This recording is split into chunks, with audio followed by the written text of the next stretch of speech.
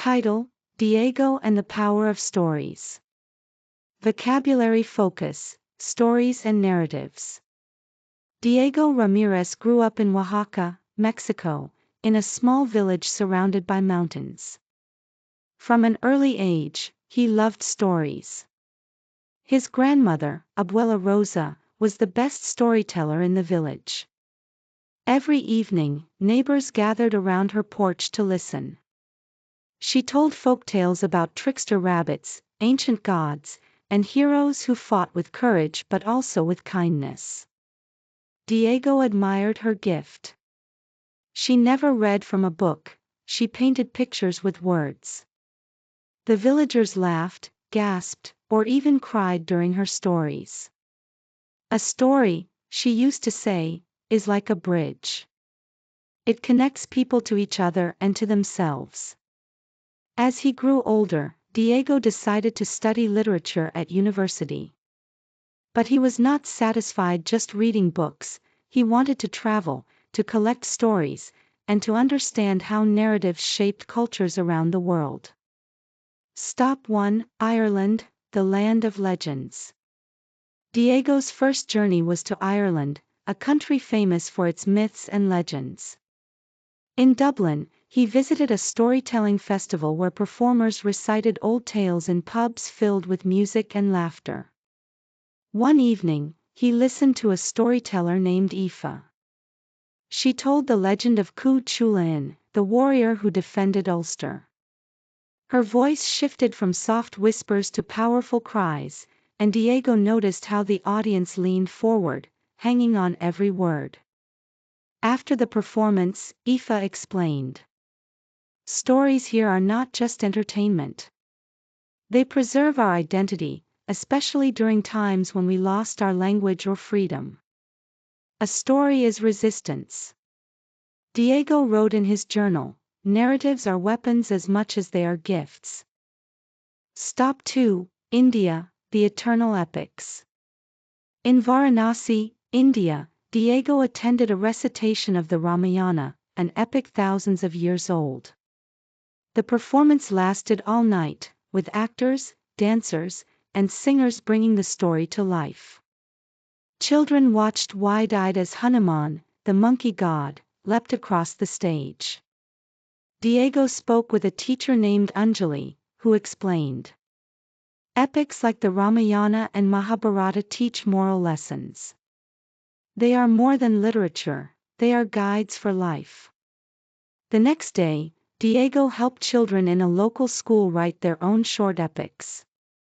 One boy wrote about a hero who rescued his sister from a flood, while another wrote about a magical cow that could feed the whole village. Diego realized that even children carried the instinct to tell stories of struggle, triumph, and hope.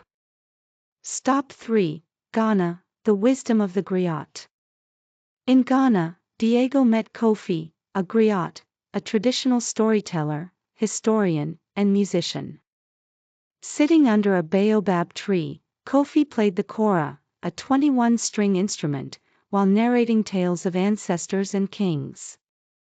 Without stories, Kofi said, we would forget who we are.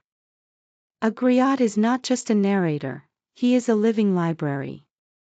Diego noticed that every story included rhythm and repetition. Children clapped, elders nodded, and everyone felt included. It was as if storytelling was not just about the teller, but about the entire community participating. In his journal, Diego wrote, stories are not possessions. They are shared breath. Stop 4: Japan, stories in silence. In Kyoto, Diego encountered a different kind of narrative, one told without words. He attended a performance of No Theater, where masked actors moved slowly and spoke with long pauses. The audience sat quietly, attentive to every gesture.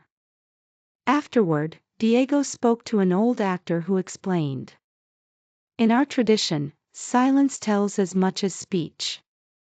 A pause can be heavier than 1,000 words. A story is not just in what is said, it is in what is left unsaid.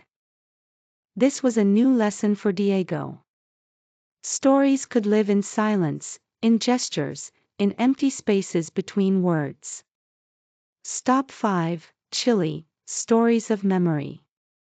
In Santiago, Chile, Diego visited a cultural center dedicated to remembering the country's history of dictatorship. Survivors of political prisons shared personal testimonies.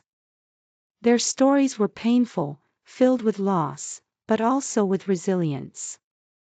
One woman, Isabel, told him, "We tell these stories not to reopen wounds, but to prevent them from being repeated.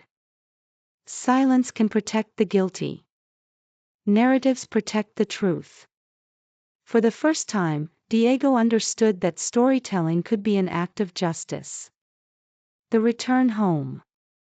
After a year of travel, Diego returned to his village in Oaxaca. Abuela Rosa was older and weaker, but still smiled when she saw him. That evening, Diego gathered the children of the village. Instead of listening to his grandmother, this time they listened to him. He told them stories he had collected: the Irish warrior, the Indian gods, the Ghanaian griot, the Japanese theater, and the Chilean testimonies. But he also reminded them of the local legends, the ones that belonged to their own mountains and rivers. Abuela Rosa, sitting on her chair, nodded proudly. Diego ended his story with the same words she had always said. A story is a bridge. When you walk across it, you never walk alone.